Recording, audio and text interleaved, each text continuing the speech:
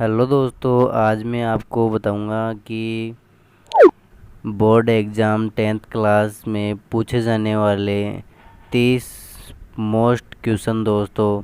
तो दोस्तों, आपको 100% उसमें से मतलब कि मैं आपको बताऊंगा कि उसके अंदर दोस्तों अगर उसमें से मतलब कि 30 क्वेश्चन होंगे, इसमें से 5-6 क्वेश्चन तो आराम से आ जाएंगे दोस्तों।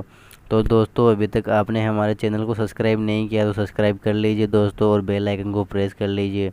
दोस्तों चलिए आपको मैं वो क्वेश्चन दिखा ही देता हूँ।